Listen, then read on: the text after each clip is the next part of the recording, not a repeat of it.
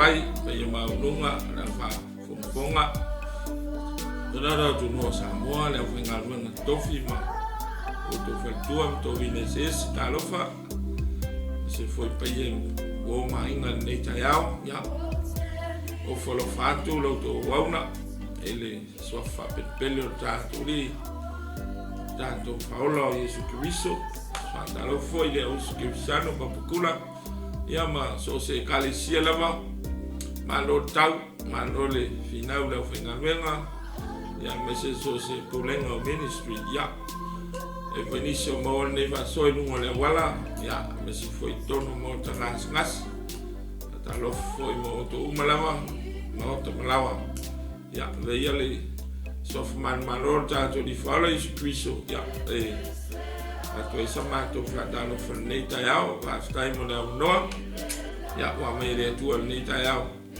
tato te famano sia ya ila na fionga inungol, au ngalu ya ne fia maya no fin ngalo, tato palongolong se kumele tu nita yao, matato winatu tato ya wa se famano sia au faringano mele tu mrielo fa fonga, ya mani pese ona. Fa wa wele ta fa so nita yao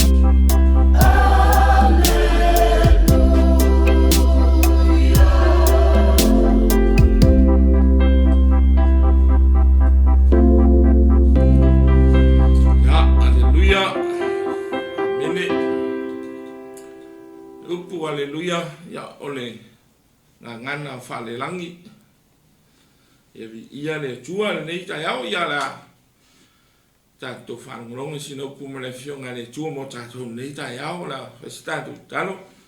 Aleluia. E mamalu e pa ia e sili ese lava o le tua pule AOAO. Le tua lewa e filifili e te whaola ina i mātou nei tai au.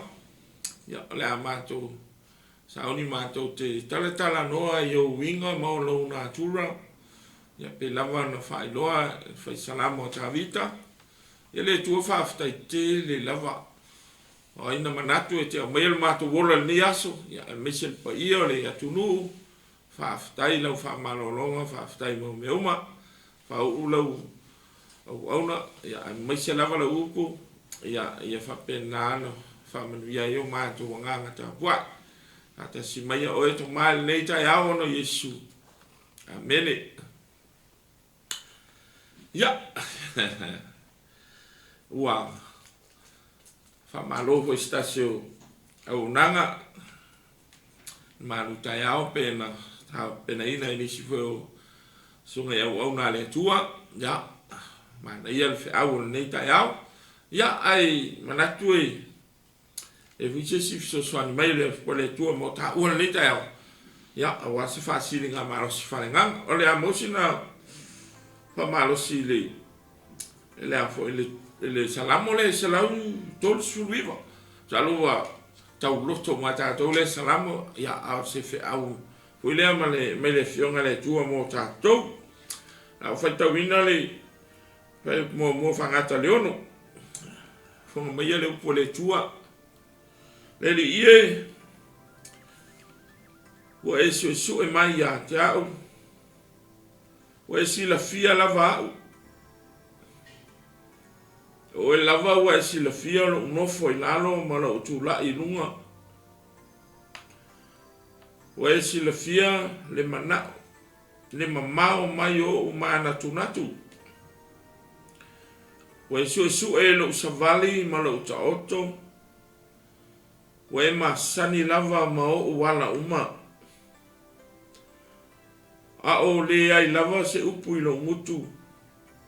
Fauta le li ie. Wa e si la fia uma lava.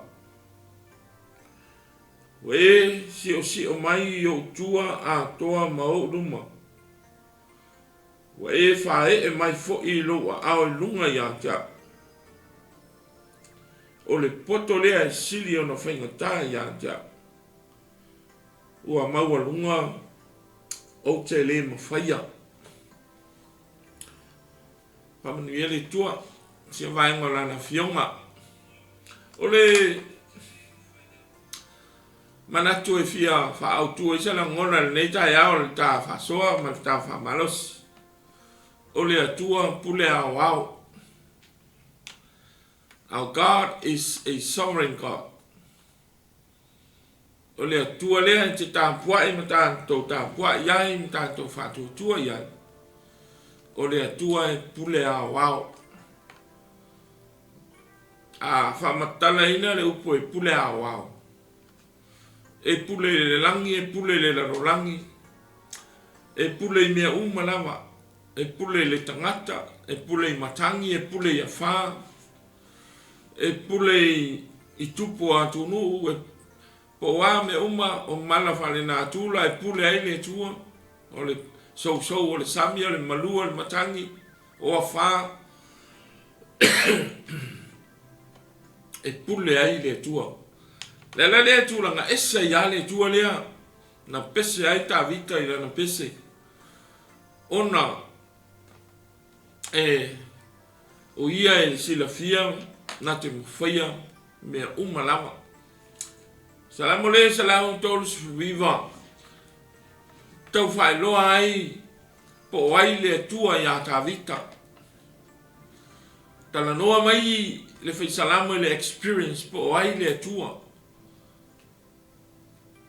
Ia te ia malana wa ai malana mafuta iai. Ile tau whawhai ngofie ina la o salamo leo le pese al whaftai e David. O ia whane ne e le tua. O ia whamanu ma ia whaftai. Ma ia whaeloa ona nā tula.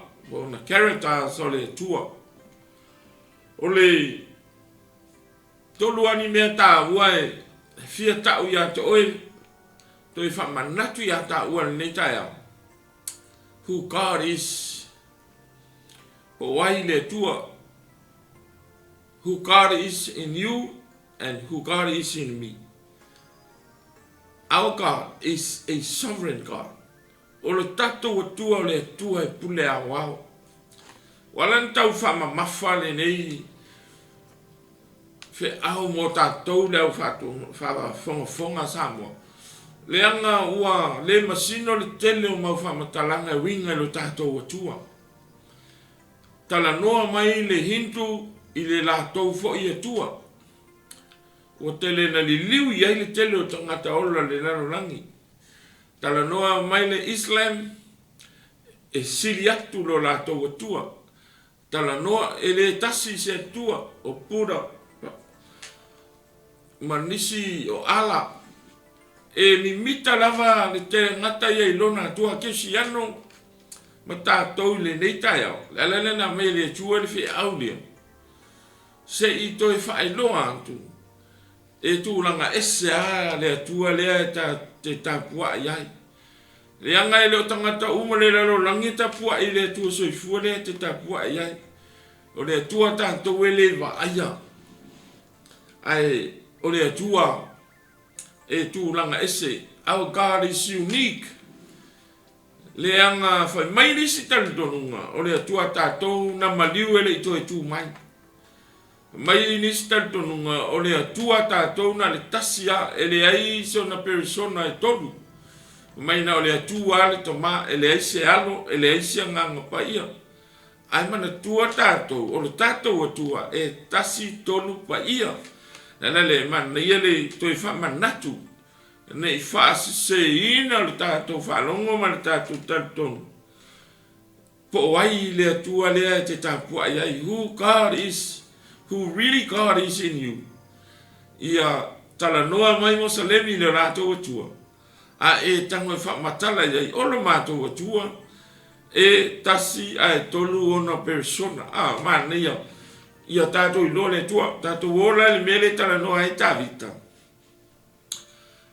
Na ia whane ne e mai e whaafitai le tua e tolu wā characters o le tua.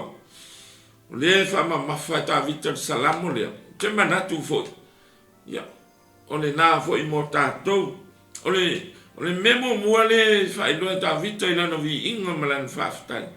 Tau mo whai e whailoa le atua lea. O le atua e a fwoi na te si la fia mea oma. Pe tau le upu whaparangi o le omniscient. God of omniscience. Pe mawhai ona sila fia mea uma. Lono inga tu ises wam talanga o le tātou atua. Nā te sila fia le tua nai. Le taimi nei. Ma le luma nai. Le atua tātou le luma i le present. But he knows le past ma le future. Ma ila tātou le uniqueness.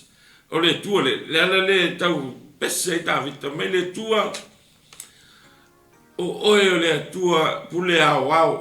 Mea mua e te sila fia mea uma. A mea ue loa, a le whai mei i tāwita le whai upuna le whai tau. Io vai a le aise upu lo ngutu ua e sila fia mea uma lava. Wow. O wheni mea le i eise upo i tautala i ele tangata ua i loe le tua le tala lea la tautala i ele tangata. Ai tele i soifua, tele i ola mai, o tele i ola mai le larolangi, o i sila fia le tua o ta tangata. Wai tatou le matautia o le tua le pese i tāwita. Mai tāwita ua e sila fia lava au. Ua e sila fia o uwala. Wa e si la fia la unofo i lalo malo tu la i lunga. Wa e su e la savali malo ta oto. Wa e si o mai o tua ma o ruma. O lea ua ti fain. O lea ua ta mawhai i ta vita. E whai la na pese i lea tua. Ta la wha lango ma wha vai nunga experience. I le la relationship ma lea tua.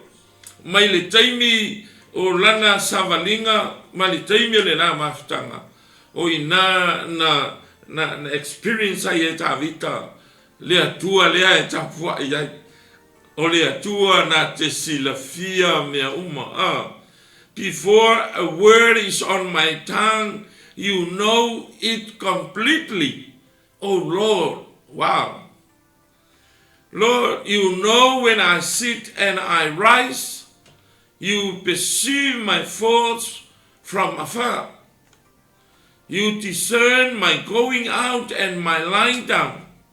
You are familiar with all my ways. You have me in behind and before. Wow. What a uniqueness, God. What a marvelous God. What an awesome God we serve. David describe and express who God is in his relationship with him in a heart of worship and thanksgiving. Wo vivi ma whaafitai, wo declare, wo acknowledge Tavita. Wow. E seame wo iloa i Tavita le anga na mana malama nene i le la relationship. Mea uma wa experience ai Tavita i le lofa le atua. Le atua na te sila fia mea uma. Wow.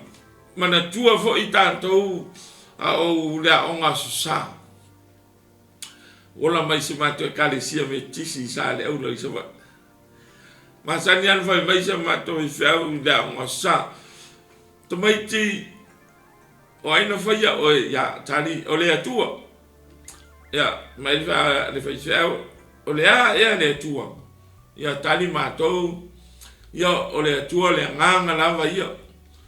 To e sili le fai whiau o whea o iai le atua. O le tali o lo o i mea o malava le atua. Pio ina na tātou loa mai iai. Ia ma wai tātou e tasi le atua. A tolu on persona. A le le pese le fai Salamo. Se whaafetai ma whae loa i le atua. Ma tau tia le atua lea. O le mea tūlanga ese lea i le atua mua mua.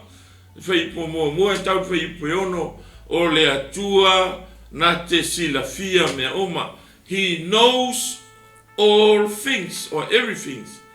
A o le tupu le mea ua iloa le atua. Mea ua tua nai ua silafia le atua. Mea le temi nei e silafia le atua. Sa moa. Ma leo Fatu atua. O ai le atua ia te oe lava. A oa mai le lua mafutanga ma le atua. A le aso iloa le atua nae te ali ai la sa ta pua ai. E te mi e tau tai le tātou mawhawhau po ai le tua. Le ngā tātou te leo wa ai le tua. Pea na mana o isala elu se ma te fia wa ai se tua. Se tupu e. Ti ngāna whai le tua mo lato tupu e mana o lato le tino mai elu. Pe na fo tātou o lele iso tātou tua tātou tilo iai. A toi wha manatu mai e tā vita le nea fiafi nei tai aula na pesi. O le tātou o tua o le atua e na te sila fia me uma. Ia au lo ta oto ai lo fale le nei tai aula. Na e sila fia le lei oe le tua. Sila fia le tua lo ti ngā. Sila fia le tua lo loto mafatia. Na sila fia le tuolo mana onga, le hana mea te mana oi. Le ase mea o popole e lo loto. Sila fia e lo o tua. Ai, e pau fwene nao le tangata e tali ate oi. Wana o le tua lea, lea na vivi i ai ta vita. Le se lao le lei hoi lea mo ta ua lea Fatu tua. E vea, lea va enga o le vi inga ta vita tate. Fau popo le tātou langa vi inga fai tāti tala noi le tua le te tāna. Tau ma fai e acknowledge le tua lea. O le tua o e lava le tua e te sila fia mea uma. O lau savali, o lau taoto, o lau tu, o lau nofo. O fia lava le mea o te anu ai e te sila fia le lei. ia lea Fatu atua o le atua le na sila fia le lei tātou e le atua whewhoi me tau whatawhatafa e o tātou savali ma o tātou wala mai tā vita e te sila fia o wala te sila fia o mānatu natunga te sila fia me e to tonu o lo mātou loto no wingo le ase mea e tauna wa o mai ai tātou i le tātou wano nofo ma lo tātou tua Christians, we need to be careful e te tau o na tātou whae ete a whai o lea tua pa ia lea o tātou wosi whengai e te tau o na tātou wola whae ete ola ma le mata tau ai sea le anga o lona nā tula lea na te sila fia mea oma tātou wa umana wala awina i te tonu o le wha ola tanga e rie te tau o na tātou toi ola ina whaiwhe o tātou se tua toi fo i mai tonu le anga sila fia le tua o tātou wala mana ia ole wha mamafa mai le nganga le tua i melea le anga i te me wha tā longa i vai e tātou le tātou relationship ma le tua e te mi wha pēa i tātou se leo i loa me le tua o mea e whailalo nei i loa me o mea e ngata i lalo nei ke wisi ano le au wha tua leo whita lai le tua o te i loa oe i lau ta oto manatu nei tono rau roto le ase mea le anga e whau e te alo i wha le anga pe wha tau i masui le iso uso te loa e sila fia le le tua po ani mea ni mele lei foi e tutupu e te fia fia e sila fia le tua ai mana ia le toi fa manatu mai wa ai le lua relationship ma le tua wa ai le lua fellowship ma le tua le anga sila fia le tua mea omniscience, he knows everything ne i tamanatu o lo lilo ta ua i le tua le ai leo whailoa e ta vita e lana vi inga malana tam whailoa le tua le nā tula leo le tua winga i o le tua le au whaatua tu wai le au kirisia noi o muli o se lui mo fatu se lui fo i mo ta ua ia aua ne i o ta alo i le tua le anga i sila fia le lei ta ua i le tua e le aisesi e mawhai o na lafi i le sila whanga le tua e pule altangata i e lona o langa ia se whamanatu mai le nganga le tua mo au mo ta ua le nei tai au God knows everything.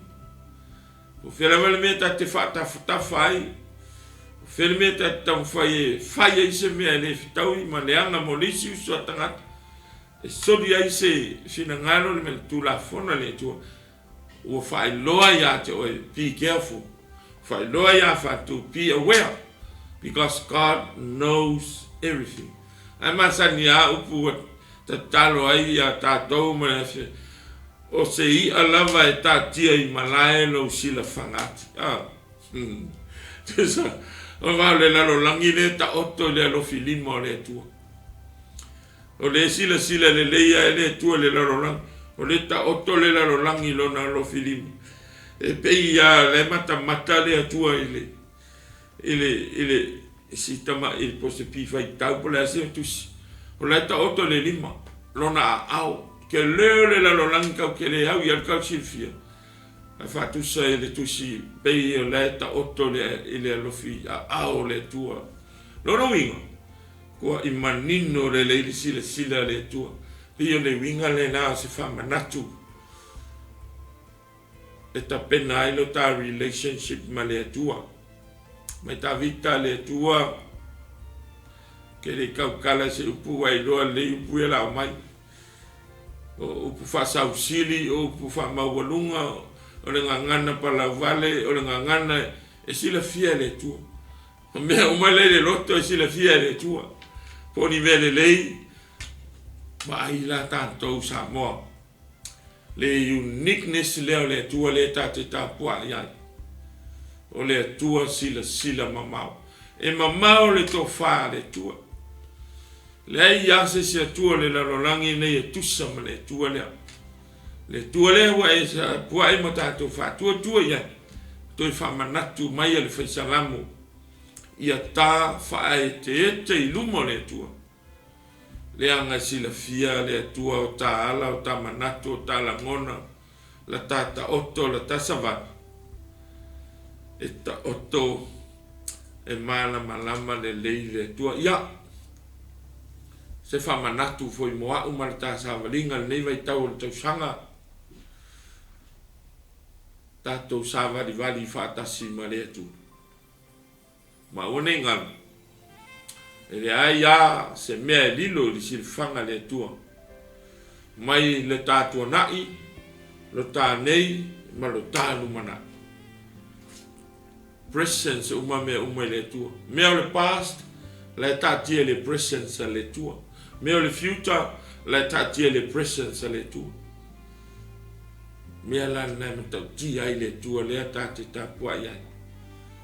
Na te malama, na te sila fia, mea umalama. Mea mwana nena vivi iai tā vita, ma whae loa ia i lon te malea di ie, ma tau tia lava oi. Au tele I tau taloa I loa. Iai melo na lua. Melo na lua lea e tā ua I le whaiupoi fitu. E winga I le tua. O tala noa ia tā vita I le tua. Le la tom whai tau atu. Whaiupoi fitu. Whangata le sifururua. Mai le tā vita. O te alu e whea I loa nganga. O te sola I whea I o luma. A whai o te alua e le langi o iai lava oe. A whai o te fofona lo moenga I se ori whauta. O iai lava oe. A whai e whaia mo aua pa au le tai ao ma o unofo I turu inga le tami. E tai mai ia te au lea lava mea e loa ao. E tā ofi mai fo ia te au lou a ao taumatau. A whai o te whape atu. E ufitia lava au le poliuli. O na whai leo le pōma mana malama. E si o mia ia. A wā le poliuli e le poliuli lava lea ia te oi. E malama le pō e peio le au. E tusa lava ia te oi le poliuli ma le malama. Tala noa tā vita le vaenga lona lua o lana whawhitai ma lana vi inga. Tau ma whai e whamatala le isi nā tula le tua. Pe tā ua o le omnipresence. Vaenga mua o le Salamo tā vita whai loa e le omniscience po le tua si la fia me uma. A le whai upu yen whai tawina. Pei o lo o afi fi mai tonu le vi inga. Winga ia o le tua o le atua e pule AOAO ona ia. Ona e a fio I so se mea. Omnipresence. He is present everywhere. Or he is everywhere. Le lana pen Fatu I le fesili le aonga sa fea o iai le atua. O loo I mea umalava le atua. Le anga o le atua. O le anganga lava ia. O isi tali tonunga le lato o tua o lae so I fua. O isi tali tonunga o lato o tua ua maliu ai toi tu. O isi o yele I toi ele mfainu toi tu. O atua uma o tuma mate idols. Pate unique ale tua le atatou. Waila le vaenga lona lua leo ta ua le whai Salamo. O le atua e a fio I so se mea. Wow. Mea le tua. Mai ta vita le tua. O te alu e whea loa nganga. Le anga le tua o le nganga lava ia. O le tua o le nganga lava ia. Me le tele na te e isi tangata soifua le lalolangi.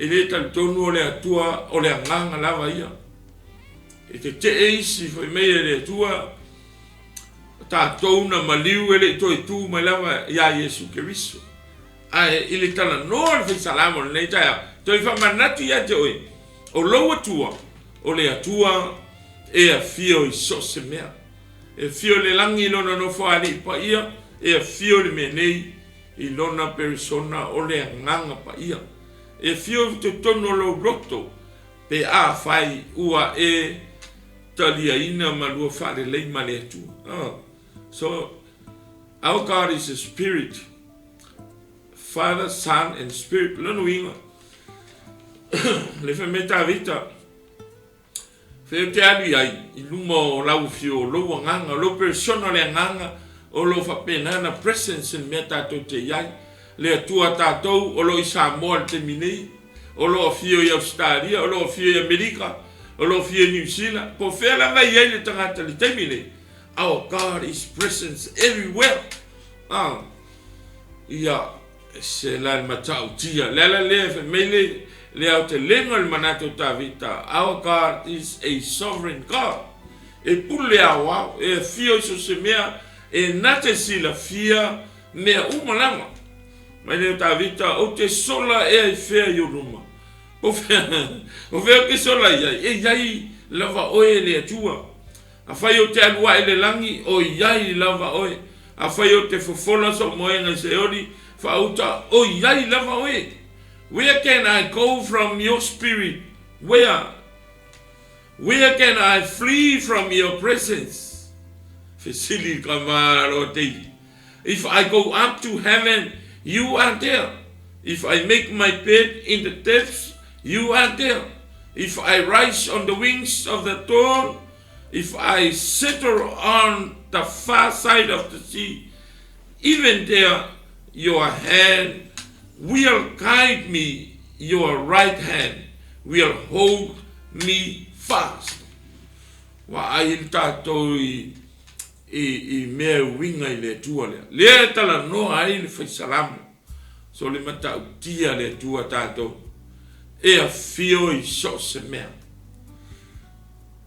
A whafonga mai Amerika nei nā le tua ia te oi. A whafonga e Australia po whelava Samoa i nei e presence le tua tātou so se mea. Mana ia tala wasa. Porque sola i se oli e iai lava oe le tu. Te no, e le ma whainga ko sola i numa le tua. E ma i si la fia le tua. E i si la fia tātou e le tua. E loa tātou e le tu. Whate tainga. Peo le whaife au. Malana e kāresia. E ma whaina sola le tangata le kāresia e luma le whaife. E le iloa e le whaife au mea le. Le tupu le na tangata lotu. E whailanga sola. E ko a maua le whaife au la safe loa. E pe iala i ale se mea. A ole atua. E le aila. Me tavita. E le mwhainga mako so sola i uru. Amazing God, omnipresence, available pe a waile presence le tule, le tau fai loia tatou, ina ia tatou I lole le, po fela tatou teo e ia fatasi ma le atua, ala le te whamanatu.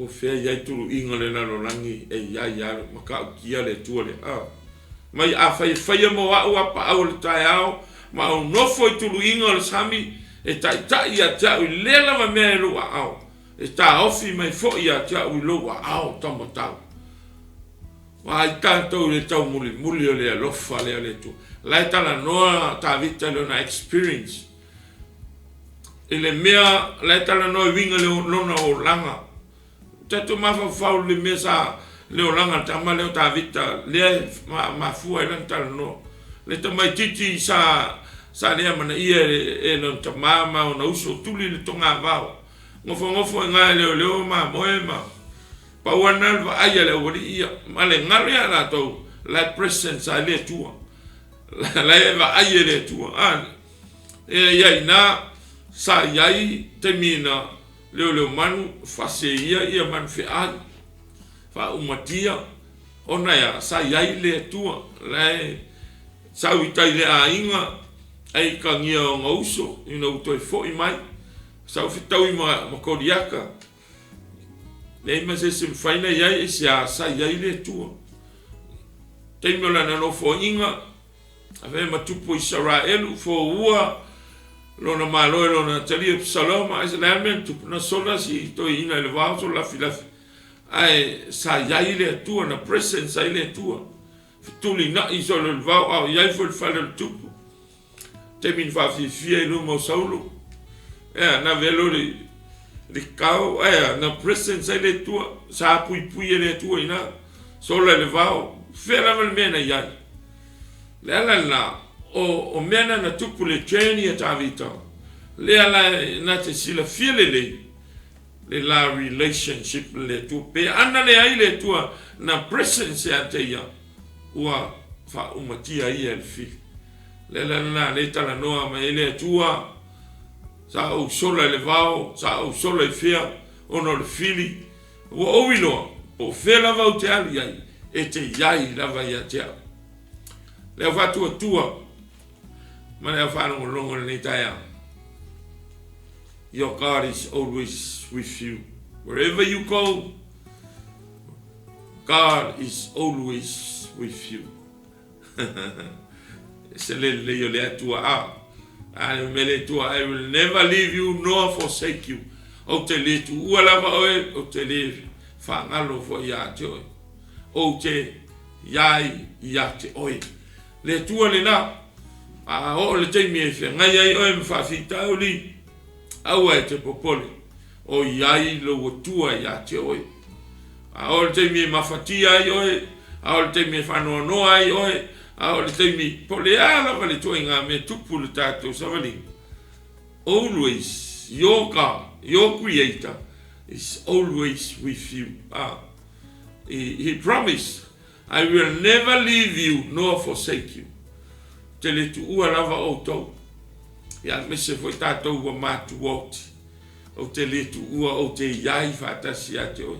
Hata oto foi nungan moenga le nei tai au. O mawhatia oi mai o tino.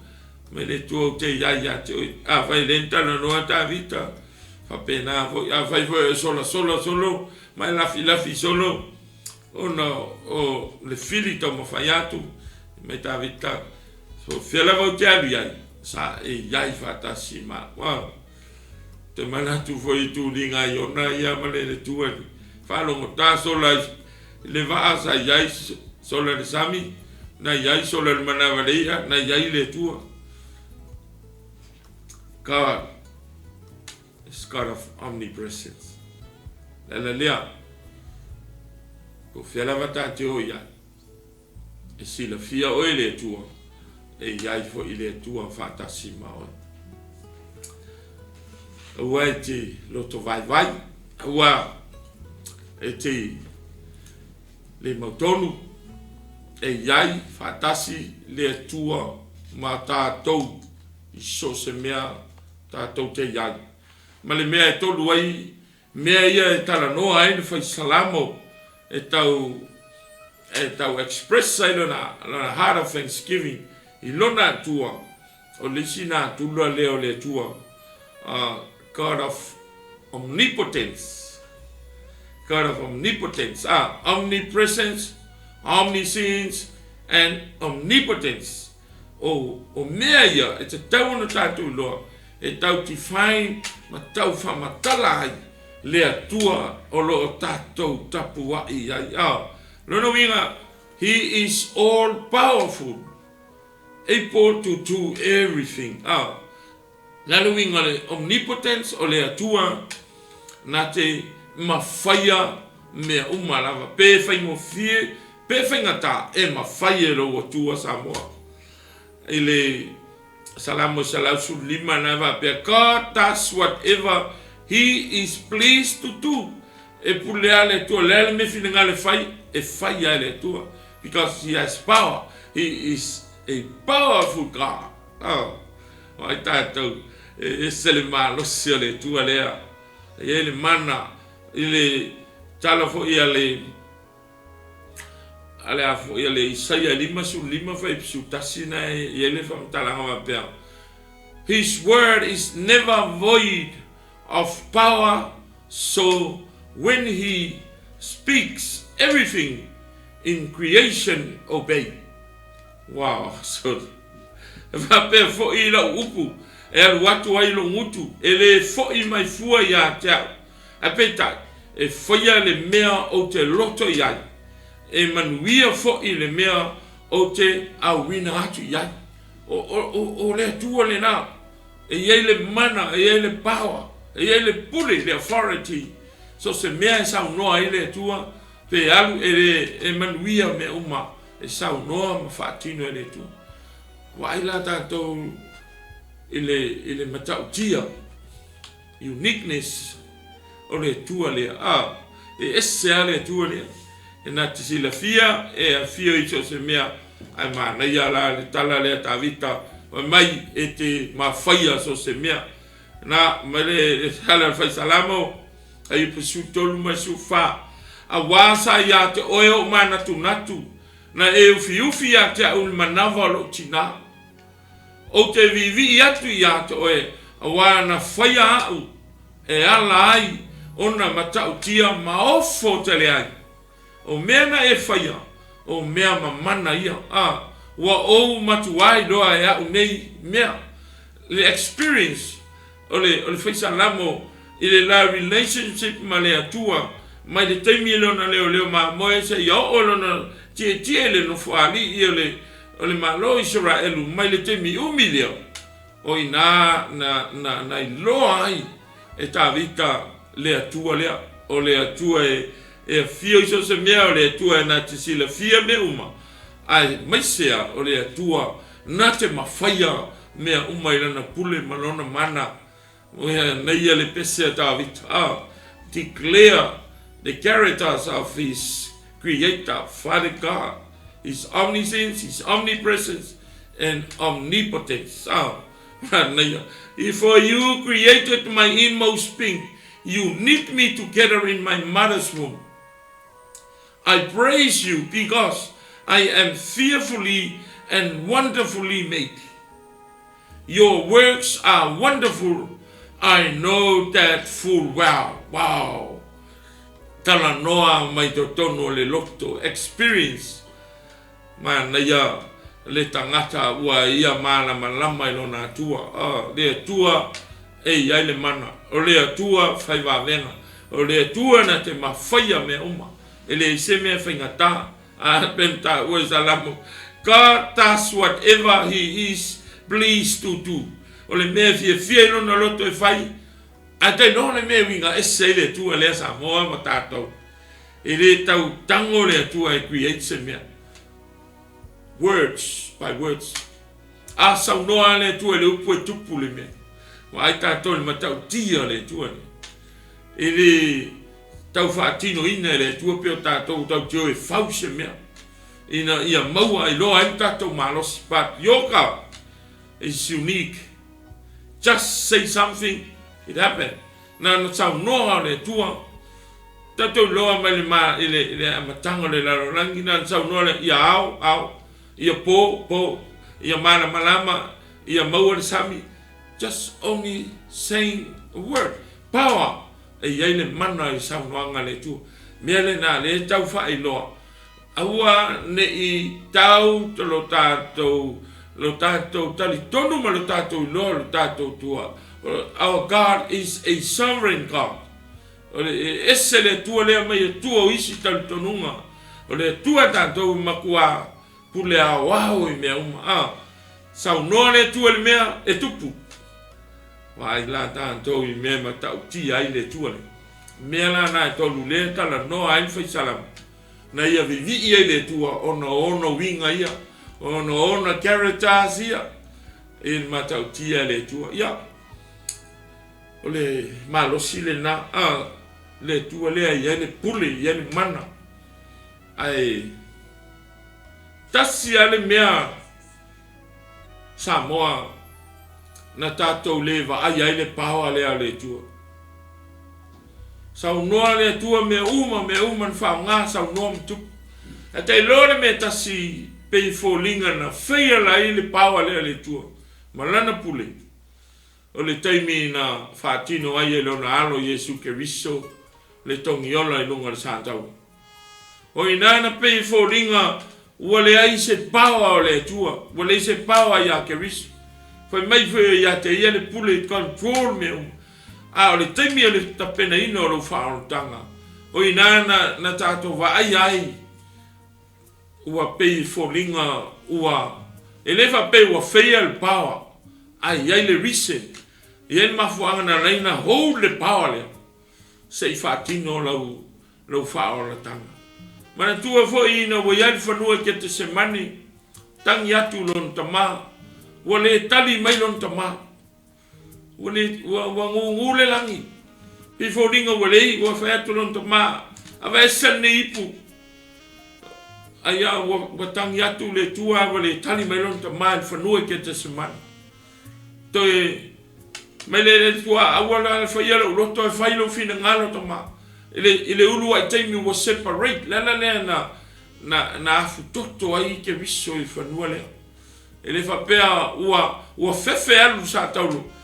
But the first time ua separate. O le separation. Ua atu mai ua afu toto. Ona ele o whewhe alu sa taulu. Ai ona o le la relationship malon tama le alo mane ua separate le ulu ai taimi. Why? Because of you and me. To deal with our sins. Lala le pifōringa tangi atu lon tama wale tu atu lima o ta fita Roma ma tanga te Utaia. Ma ele whenga tai ya ke riso na yo sau noa atu whioki uma. Ai, wal awa tulon tama, Father, why have you forsaken me? Lo tama se ame we tu la fo ima ya tia. Fōringa mole tali le tua ilona pao malona mana, isea. Pe ana tali le tua Samoa, wale iso whaarutanga. Na ono sai le tua ilona loto. Se I whaasana lona tali. Se I totongi aia tanga sala. Lana lea peina pose le tua lona pawa. Lona omnipotence. Pei fōlinga fa pena. Pei wa hold la kiti sina minute. Se I whaatinoa le anga sala. Ai te lo o le temi ana na whaatau nuu hele tapenanga le. Ina ua le totongi le anga sala. Ua ma liu ke viso. Ua mai au tau nuu. Tu ina tula wanganga ya te oi. Roi na koe appear mai loi na le pawa. An mafui e. Ele element tu al sa tolo ai vai lua ina ele ia pui al mal.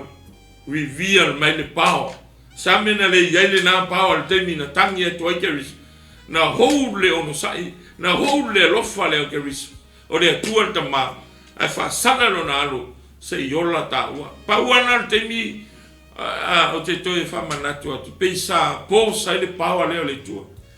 O te mi lava na iai sa iai a le tua I mea uma. Ai waila o sa mo le taua o e maa utonga tang sa. Na ta ofi le titi le pule lea ma le mana. E le I whaongaina Yesu leanga sa whaongalonga humanity. Because Father is fully God, fully man, Jesus Christ. O ia le tua, o ia le tangata. Ai, ele I whaatino ina la le whaoratanga ilona maliu. Ilonga deity. Wat sa whaonga longa humanity.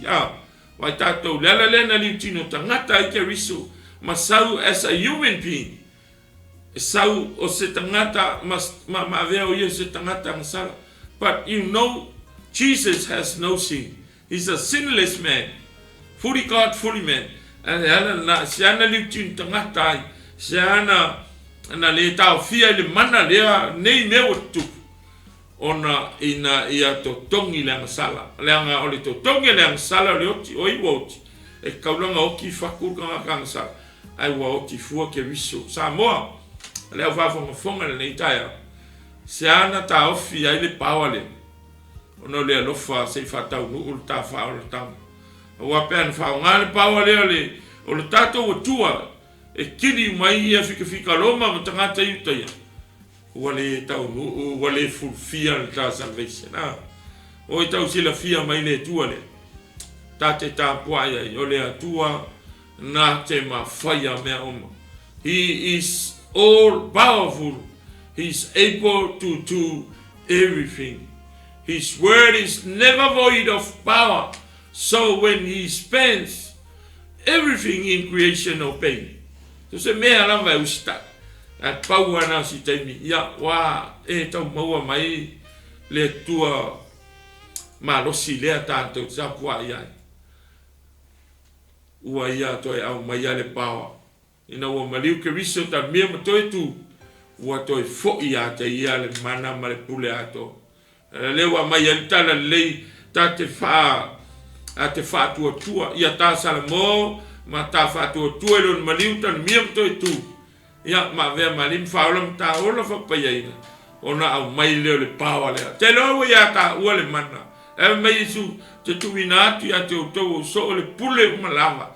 E soli e ngata ma akarava. Hey Christians, you have power. You have the authority to deal with evil spirits. Because of Jesus Christ. So, wai la tātou, ua tātou manuia, we are blessed because of Jesus Christ. Lea lofa lea, le ono sai lea na le whatino ai lona lofa. Lona pawa ai lunga le sātauro. A ina ia whatau nuul whaal tanga. Ia ke siano wa ia te oele pule, wa ia te oele mana, mai o te tuina atu ia te o taule pule malawa. Tau te o ai whainu malama so. Tala ia tu le tala lei. Aua e te taut le atua, wa ia whasoa mai lona manuia, wa tā manuia ai whalengang. Tā o, e ta u lana tala lei. Langa lana Great Commission called out to the world. Tato wo whainu malama so. Papatiso atu suaf. E sea ua ia i tātou le pule lea mane mana. O le atua ia pule awau. E le se mea kako me pule le tua. Me le tua. Ina wou Fatu atua. Matalia. Au. Yesu Keriso lea. Whai marim whaola. Mautou tatonio poponga. Ona o watu lea ia te o tau. Ele son ku ua e le atua le pule. Mane mana I so se tangata. Now we will respond. Alle Salamo male confess their sinful life and accept Jesus to be the Lord. Ja, Samoane you mis fam talanga. Ai o mena e tolu o lo afifi to tono le whaaftai lea David. O lo tala noa le la relationship. Men le experience e Davida. Oh, ka se atua I na pule AOAO. Le atua na te sila fia me uma. O le atua e a fio I me uma na o iai. O le atua fo I sa ia whaia mea te tele mawa venga tele e iai le pule mana le atua le nao le atate tapua iai. Whaifo na e tala inisi atua ese lisi tangata e tala I atu ma e whanongo longo e lunga le ua le whase ina lo mafo whao. Pa ua leo le tuspa ia moni o lo ta oto ai le fionga le tua. Tele le mau tusinga. Pa ua leo le fionga le upo le tua e te tauna tato whalongo mausi tai ai. O le tua fo I lea. E ma whai ona ia lave ina I tato. So, the question for you, who is the center of your focus and hope today? O ai le nai o ngā tongi ai lo whamoe moe ma lo lumanai. Who is the center? O ai. Ia, a vea ia ke risoi. Le atua pule AOAO, le pule lea o ia ke riso, o ia au mai fo I mo tātou, ia whaima o ngā to tonu, le ke riso lea, le atua lava lea.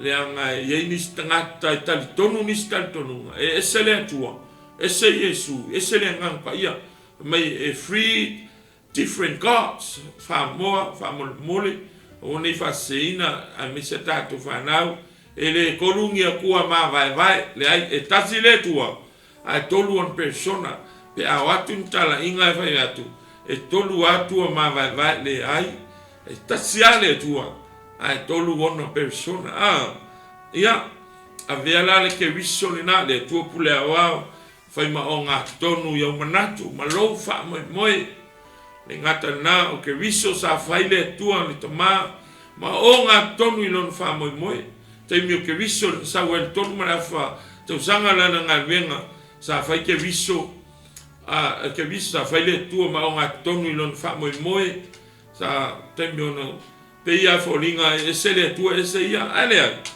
le anga sa saulon persona le alo, she honor his Father God, se le ava te leo ke riso ia i sul taimi na ono sa iti ngan sa tauro no whata waa ia te ia le ma lona alofa ina ia ola tātou o tangata ang sala le atua le na Yesu ke riso o le tin tangata mo tā ua ia le au whatu o tu wai loto te tele ono sai whama losi puponga e o mai ia si le fia le o tua oe ma o mana onga ioi o ame tupu le tātou journey whaingatā lo tātou tawhituli tino malenganga so lo tele whamalosi be strong and be courageous in our journey, Lord. Brothers and sisters, be strong and be courageous. Our God is with us always. E ia le tu e soswani a tātou na te mawhaia fōi na whaia mea whaingatā whaatino so se mana onga te mana oai. Lea mea na te mana oai. Lea sile fia le tua. Tangi le tua le titalo. E whaatino e le tua e lana pule. Wa aua ia e te wa ai le anga i mai o pupo ngā whawhitauli. Ai wa ai le tua pule a wau le fofo whawhitauli. Yes, our sovereign God is a solution of every problem. Trust Him and put your faith. Rely, lean on God. He is the source of blessing and He is the solution of every problem. Mai le yane sulono fai pototolu wa fai atu nei mea ya te o tau nei o tau maua le manuia ya te au. E maua fo i o tau e le pupuanga le larolangi. A i o tau loto tele wa o manu maa lo le larolangi. Tala le isu fai on so fai fo i mo e mai loto tele. E iai le teime e maua i kako i pupuanga le larolangi. E le vapea e ke siango ai whaara inga nga wapere ke le ai. Mai le tua tātou tia ngai o Yesu tātou tia ngai e pupuanga le whakarikali mai. E leo koe a ngai le larolangi se le nei. Nanu whamanatu whapena. Sionga le tua o lo tupu tele le a mio le ama. Kau ke whai e kua a sau ala mio langa le polo misi le tua. A le lui mo le whato tua mai ia outou loto te tele. A musia outou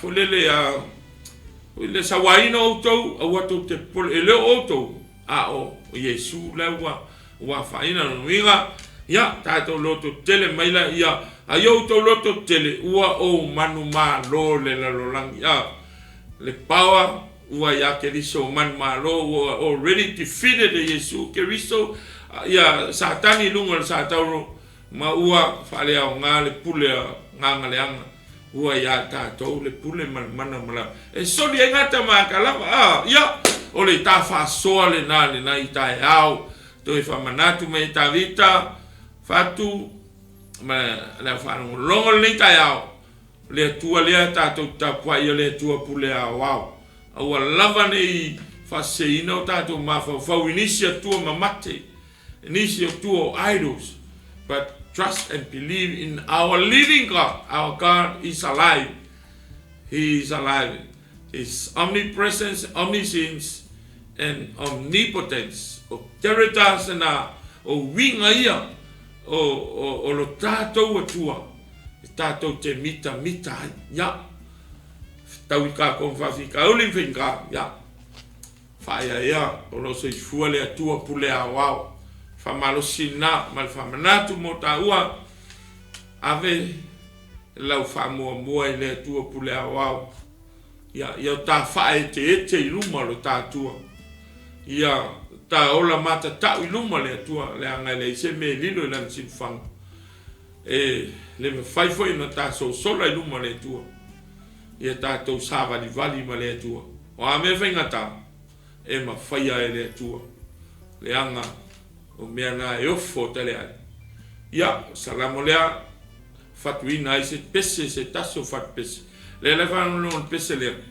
na fatu mal salamo le me wa faya e matautia ua ofo tele ai tavita faya le tuani si mete tele tato tiofo ia manuia no maftanga mele tuani aso a sauni talo fe ile tuo le tu pule AOAO te sila fia me uma e te fia me uma e te mafaya me uma vi ia oe e favava tata do pesele ia fa umolole stato tal malole on sai mai aftai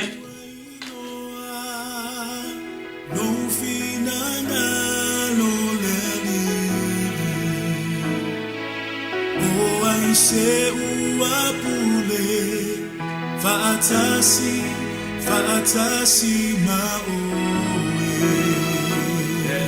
na e foa i mai na e whaia mea uma o oe o lei uma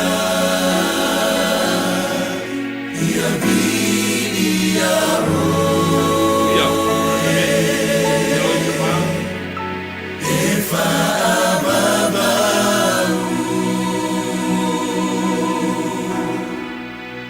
o